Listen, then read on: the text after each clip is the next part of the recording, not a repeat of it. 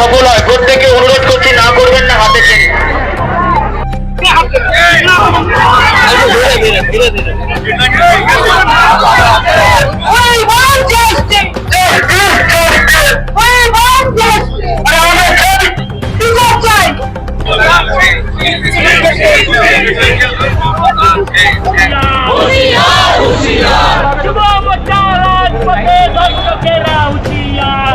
গালে গালে মমতার গালে গালে বাইলি বুড়ির গালে।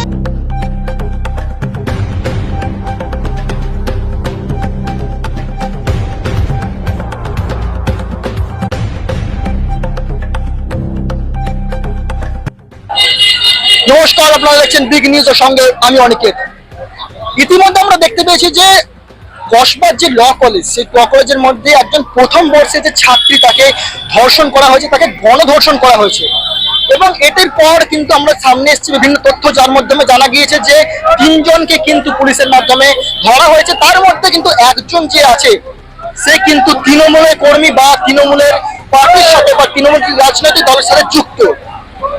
এই যে ধর্ষণ মামলা, এই ধর্ষণের প্রতিবাদে কিন্তু বিজেপির পক্ষ থেকে রাসবিহারী মোড় থেকে আজকে কসবা ল কলেজের উদ্দেশ্যে এক পদযাত্রার আয়োজন করা হয়েছে। যেখানে মধ্যে আমরা দেখতে পাচ্ছি যে কেউ ঝাঁটা, কেউ লাঠি বা রাজনৈতিক দল তৃণমূলের বিরোধী স্লোগান প্রভৃতি নিয়ে তারা কিন্তু এগিয়ে চলেছেন। ঠিক তারা কি বলছেন চলুন শুনে নেব। আমরা এখানে দেখতে পাচ্ছি যে বিজেপির যে মহিলা কর্মীরা আছেন তারা বিজেপির যে মহিলা কর্মী আছেন তারা কিন্তু হাতের মধ্যে ঝাঁটা নিয়ে কিন্তু এগিয়ে চলেছেন। আসুন তাদের সাথে কথা বলে নেবো এবং জেনে নেবো যে কি জন্য তার হাতে ঝাঁটা নিয়ে চলছেন। বলছি হাতে ঝাঁটা নিয়ে চলা হচ্ছে কি কারণে?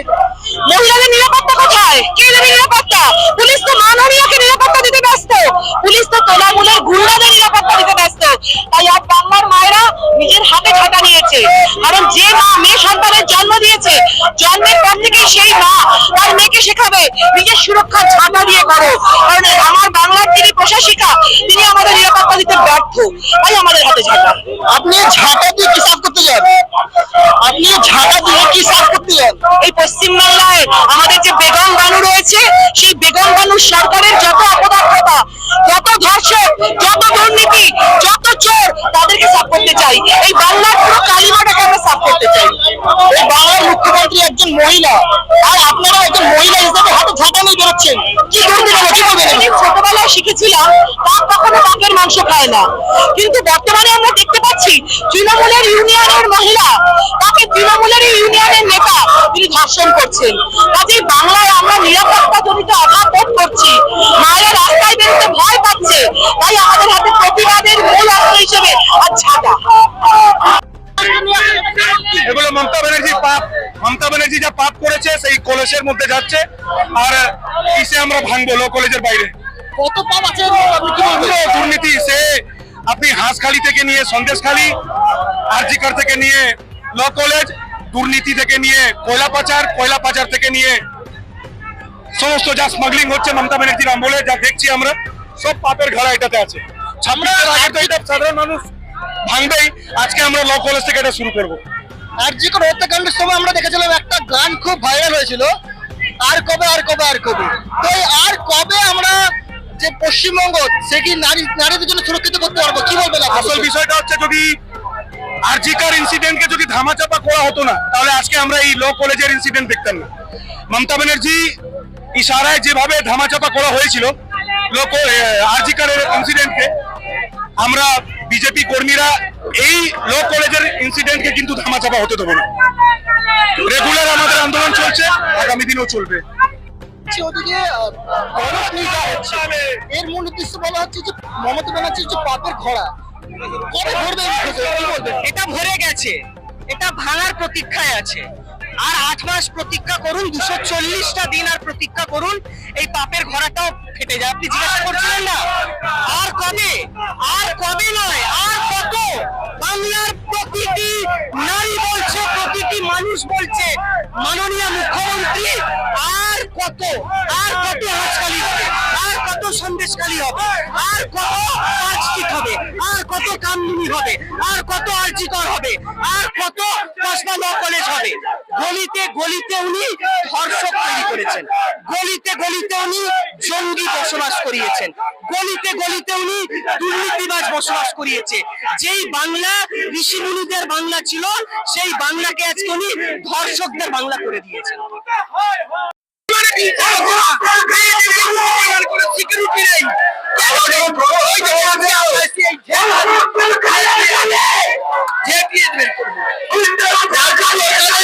যে বারবার এই গাফেলতি, বারবার এই ধর্ষণ হলো, একবার আপনি কিভাবে রাজ্য সরকারের বিরুদ্ধে? সুদরে যান, সুদরে যান, বিচারটা আমরাও মেয়ে, আপনিও মেয়ে, যেন শক্ত হয়। আপনি এটা ঠিক করছেন না। আমরা চাইছি বিচার, চাইছি বিচার, বিচার করুন। একটা মহিলাকে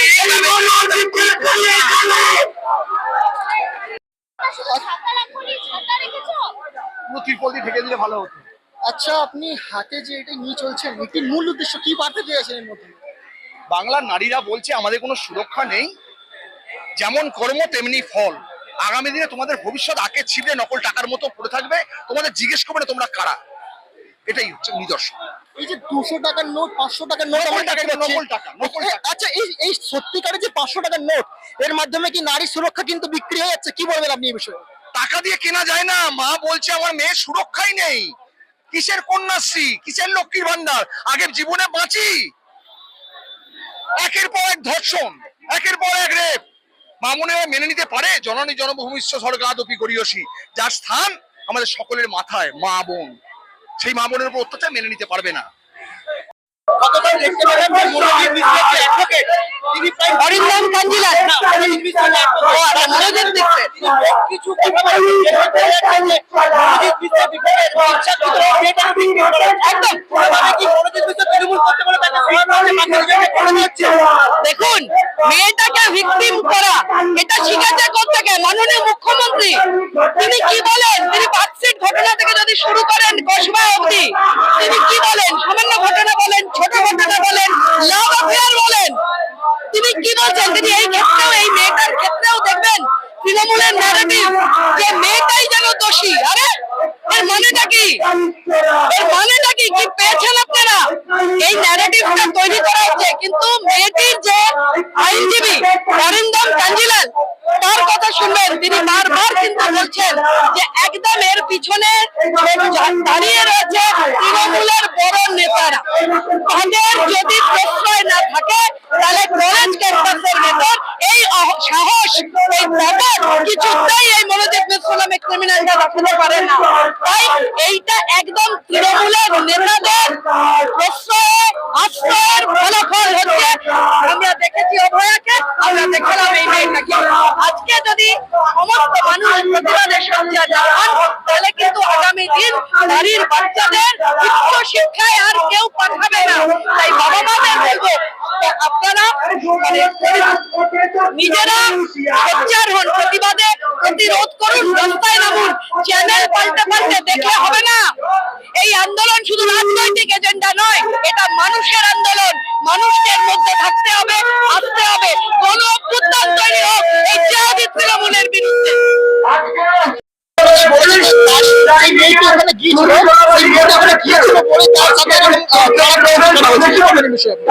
দেখুন, তৃণমূল যেভাবে কথা বলছে, যেভাবে মদন মিত্র বললেন মেয়েটা একা কেন গেছিল, কলেজ ক্যাম্পাসে কি ধর্ষক থাকার কথা? এটা তো বলতে হবে মনোজ মিত্রকে যে কলেজ ক্যাম্পাস গুলোতে কারা থাকবে? ধর্ষকরা? কোন মেয়ে সেখানে যেতে পারবে না? তার ধর্ষণের ভয় থাকবে? এটা কোন তৃণমূল? এটা কোন শাসক দল? এই জেহাদি তৃণমূল, ধর্ষক তৃণমূল। এখন এমন অবস্থা হয়েছে যে কেউ তৃণমূল করে বলতে পারবে না। তাদের পিঠে বাংলার মানুষ লিখে দেবে চোর তৃণমূল, ধর্ষক তৃণমূল। এর উত্তর কল্যাণ বাবুকে, মদন মিত্রকে দিতে হবে।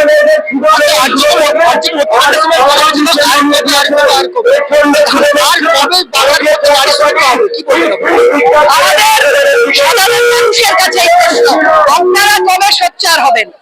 এটা শুধুমাত্র রাজনৈতিক এজেন্ডা নয়, এটাকে শুধু রাজনীতির একটা আন্দোলন বলে দেখে দিলে হবে না, এটা মানুষের আন্দোলন হতে হবে। মেয়েগুলো যাচ্ছে কাদের? আমরা জিজ্ঞেস করছি, যে মেয়েটা বালিগঞ্জ কলেজে ধর্ষিতা হয়েছে, সেই মেয়েটা কি বিজেপি করতো? না, সেই মেয়েটা তৃণমূল করতো, সেই মেয়েটার পরিবার তৃণমূল করতো। অতএব কাক কাকের মাংস খায় না, তৃণমূলের মাংস খায়, এটা থেকে প্রমাণিত হলো। আরে যারা ঘরের মেয়েদেরকে এইভাবে ধর্ষিতা হতে হয়, তারা রাজ্যের মেয়েদের প্রতি কি দৃষ্টি রাখে সে তো বোঝা যাচ্ছে। আজকে সমস্ত মায়েরা আন্দোলনে নামুন, পথে নামুন। কোন পতাকার দরকার নেই, মায়ের আন্দোলন হোক, কন্যা সুরক্ষার আন্দোলন হোক।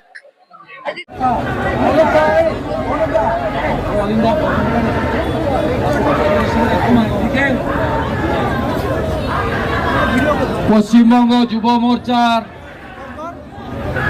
কলকাতা এবং পার্শ্ববর্তী জেলার আমার যুবক যুবতী ভাই বোনেরা, আপনারা অনেক লড়াই করে পশ্চিম বাংলার গর্ব নয়, এখন পশ্চিম বাংলার লজ্জা Kasba law college, south Calcutta law college মমতার সৌজন্যে, এটা আজকে বাংলার লজ্জা। আমরা বাঙালি হিসেবে পরিচয় দিতে আমাদের অন্য রাজ্যে গেলে মাথা হেট হয়ে যায়। মেডিকেল কলেজ সুরক্ষিত নয়, ল কলেজও সুরক্ষিত নয়। আমি যুব মোর্চার ভাই বোনদের অভিনন্দন জানাই। দক্ষিণ কলকাতার সুভাষ, উত্তর কলকাতার সুবোধ, রাজ্য কমিটির বিশ্বজিৎ, অমিত এবং সর্বোপরি আমাদের রাজ্য সভাপতি কৃতি চিকিৎসক ডাক্তার ইন্দ্রনীল খান, আমাদের যুব মোর্চার অল ইন্ডিয়ার ভাইস প্রেসিডেন্ট, আমার কলিগ এমএলএ ভাতৃপতি মনুপ সাহা, এর বাইরেও প্রাক্তন সাংসদ অর্জুন সিং থেকে, দক্ষিণ কলকাতার সভাপতি অনুপম ভট্টাচার্য থেকে, আমাদের অ্যাডভোকেট কৌস্তব বাগচি, লড়াকু শঙ্কুদেব থেকে শুরু করে আমি প্রত্যেককে আমার অন্তর থেকে অভিনন্দন, ধন্যবাদ জ্ঞাপন করি। আমাদের যেহেতু অনেক লড়াই যুব মোর্চাকে লয়ার দিয়ে কলকাতা হাইকোর্টে করতে হয়েছে, কারণ আপনারা জানেন যেদিন রথযাত্রার দিন ঘটনা ঘটে, সেদিন প্রথম কসবা থানার সামনে অনুপম ভট্টাচার্য, রাকেশ সিং, ইন্দ্রনীল খানদের নেতৃত্বে প্রথম ভারতীয় জনতা পার্টির কর্মীরা থানা বিক্ষোভ শুরু করে। তার পরের দিন আমাদের মাননীয় রাজ্য সভাপতি, কেন্দ্রের রাষ্ট্রমন্ত্রী ডাক্তার সুকান্ত মজুমদার সহ আমাদের শতাধিক নেতৃত্বকে বলপূর্বক গড়িয়াহাট মোড় থেকে টেনে হিজড়ে মমতার পুলিশ, কুখ্যাত মনোজ বার্মা লালবাজারে নিয়ে গিয়ে সারা রাত্রি ধরে আটকে রাখেন। আপনারা জানেন তার পরের দিন 28 তারিখে আমরা গড়িয়াহাট থেকে